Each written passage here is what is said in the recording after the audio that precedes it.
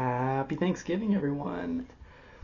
Um, Unless you're watching this after Thanksgiving, then I hope you had a nice Thanksgiving. But regardless, let's talk about the greatest pieces of Thanksgiving literature to have ever been written.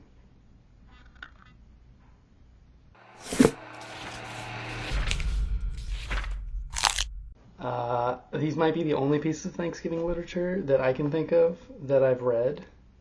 So there's not much competition. But that being said, these are fantastic. Fantastic ways to get you into the spirit of the holiday. Frankenturkey and Frankenturkey 2, number 4 and number 7 in the Bone Chillers series written by Betsy Haynes.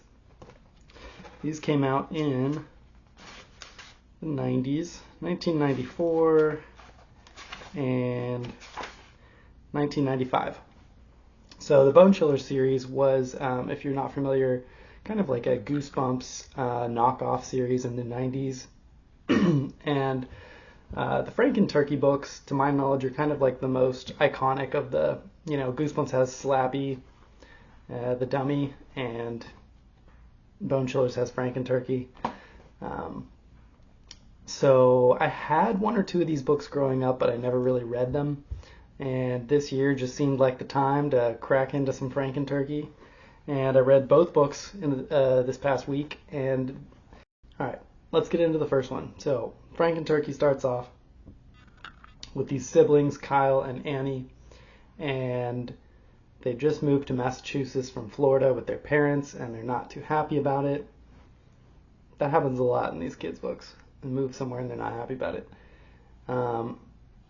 So the parents decide, hey, because the parents are horrible. They're basically like, hey, let's go to the store and buy a live turkey, and you guys can raise it out back, and then we'll eat it. It'll be so much fun, which is just a horrible idea to do to children.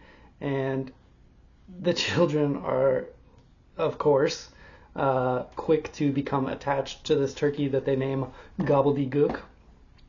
And so they decide that they need to hide him away and save him so that they don't get eaten. The turkey doesn't get eaten, and they create this fake turkey. They buy a butterball turkey from the store and get a Halloween mask and shove some coat hangers in it and put it outside so the parents won't see. But of course, thunder strikes the turkey, the fake turkey, and brings him to life and creates this Frankenturkey, and adventure ensues. This is actually really well done, well written, fun, the perfect amount of or the perfect ratio of funny with spooky and just lots of fun zaniness going on. And I really liked how it ended. And it's a little more gruesome than some of your typical Goosebumps. I'm honestly kind of wondering, this is the first Bone Chillers book, this one and this one that I've read, and I'm kind of thinking, is Bone Chillers better than Goosebumps? Hot take, I know, but maybe. So, fantastic. You should read this every Thanksgiving. It's great. Now, there was also a Bone Chillers TV show made in the 90s, I assume, to cash in on the craze of the Goosebumps TV show.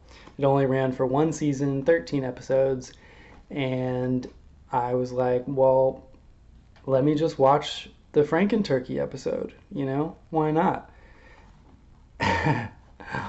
Wow. So I had never seen that growing up, thank God. That's, probably why I'm not a serial killer now, because that is the most insane, just batshit 20 minutes of children's television that has probably ever been made. It is just a deranged nostalgia, meth-addled nightmare. It stars Linda Cardellini, and it's crazy. It makes no sense. It has no relation whatsoever to the plot of this book, other than there's a Frankenstein turkey. That's it. And it was written by Michael McDowell. Why? The guy who wrote The Elementals, Blackwater, Cold Moon Over Babylon. also wrote the teleplay for Frankenturkey. I mean, I know he wrote Beetlejuice, but that's insane to me. But you know what makes me really happy is to know that at some point in time, the fantastic writer that is Michael McDowell sat down on his couch at his house and read Frankenturkey to prepare. That makes me really happy. Anyways, after I watched that masterpiece, no, really, should you watch that? It's not good, but it's insane. I mean, it's a visual experience, so maybe. After I watched that, I read Frankenturkey 2, and God, this webcam sucks, guys. I'm gonna get a better one. We'll edit that out in post. Do you guys ever watch Brian Lee Durfee? It's my favorite thing. He's always, every time he coughs or sneezes or whatever, he'll go, "We'll edit that out." He never does. It's great. He's great. All right, Frankenturkey 2. So I was kind of like, well, it's just going to be Frankenturkey coming back, flapping his wings at people, scratching his little razor claws at people. Whatever, I'll give it a read. But no, Betsy Haynes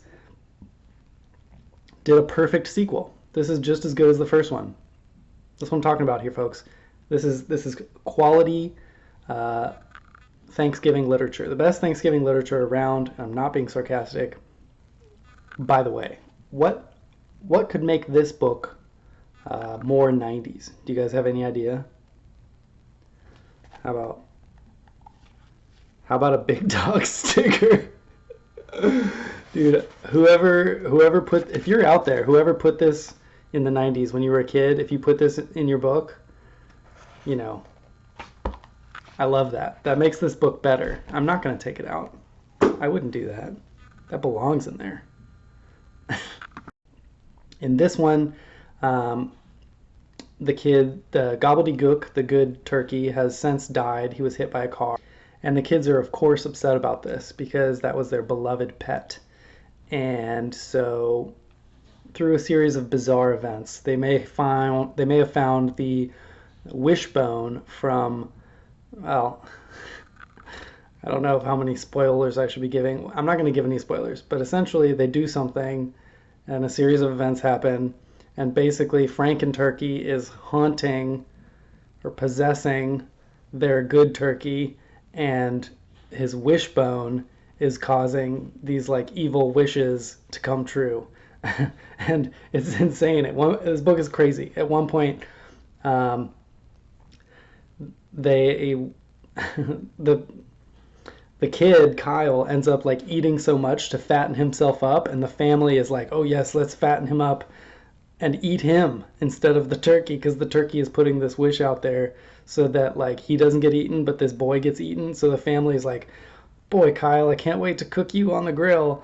And Kyle's like, "Yeah, Dad, it'll be super fun." And he's like, "Come on, Dad, cut my head off and cook me on the grill." Like, this is crazy. This is a kid's book. So good. Great, great, great, great Thanksgiving literature. All right. That's all I got to say, guys. I hope you have nice holidays and you read some great stuff like this to get you in the spirit. All right. Happy Thanksgiving, guys.